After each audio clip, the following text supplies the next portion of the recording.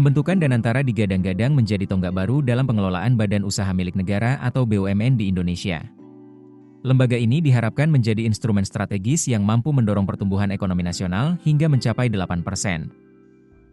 Namun, di balik ambisi besar yang dicanangkan, muncul pula sejumlah catatan kritis. Potensi risiko terkait tata kelola, kemungkinan politisasi, hingga kerentanan terhadap fluktuasi investasi global perlu diantisipasi sejak dini.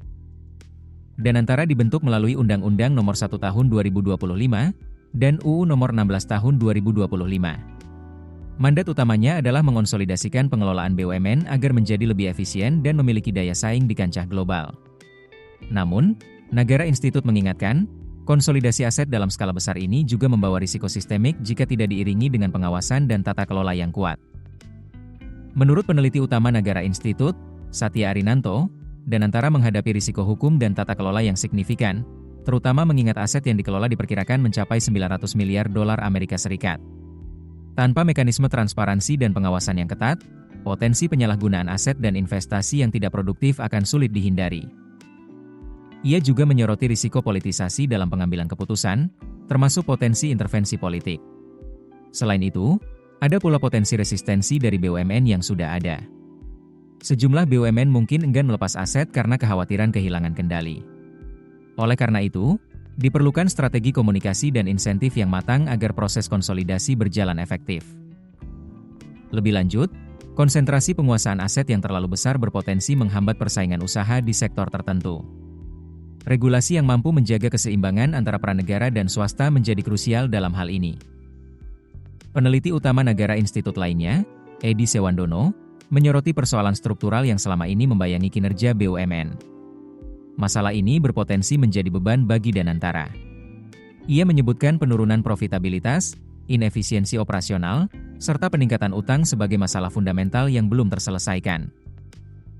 Edi menambahkan, lebih dari 80% BUMN menghadapi tantangan keberlanjutan bisnis. Hal ini ditandai dengan tingginya risiko value destruction, tumpang tindih bisnis, serta perbedaan kinerja antar perusahaan yang akan dikonsolidasikan. Kondisi ini memperbesar risiko salah urus, terutama jika praktik Good Corporate Governance atau GCG tidak diperkuat. Danantara juga harus siap menghadapi dinamika global yang dialami oleh sovereign wealth fund lainnya.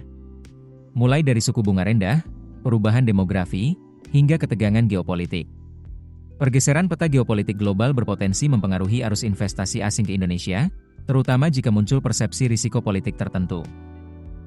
Menghadapi tantangan ini, Nagara Institute mendorong Badan Pengatur BUMN untuk memperkuat penerapan GCG.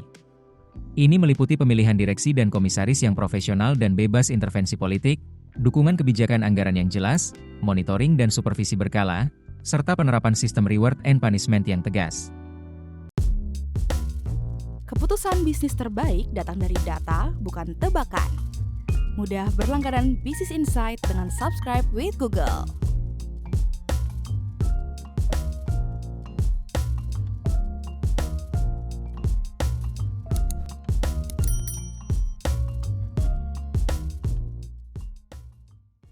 Download aplikasi Kontan sekarang di App Store atau Play Store.